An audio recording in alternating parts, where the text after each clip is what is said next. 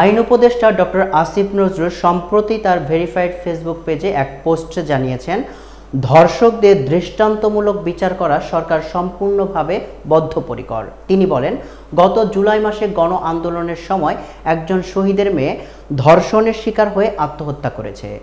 এই বেদনাময় ঘটনাটি আমাদের স্তব্ধ করে দিয়েছে।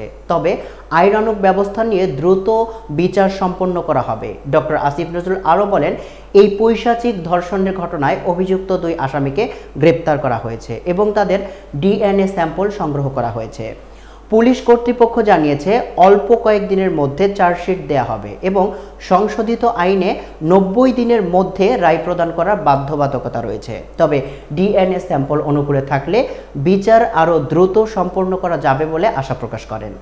তিনি মাগুরায় আসিয়া ধর্ষণ ও হত্যাকাণ্ডের বিষয়ে বিচার কাজের অগ্রগতি নিয়েও কথা বলেন। তিনি জানান, ডিএনএ স্যাম্পল ও 164 ধারায় স্বীকারোক্তি থাকার কারণে দ্রুত বিচার কার্যক্রম শেষ হবে। আইন উপদেষ্টা আরও যোগ করেন, বিচারের ক্ষেত্রে দেরি হলে কষ্ট হয়, কিন্তু সঠিকভাবে বিচার না হলে উচ্চ আদালতে আপিল হলে রায়টি অক্ষুণ্ণ থাকে না। নরপশু ধর্ষকদের দৃষ্টান্তমূলক বিচারের জন্য সরকার বদ্ধপরিকর।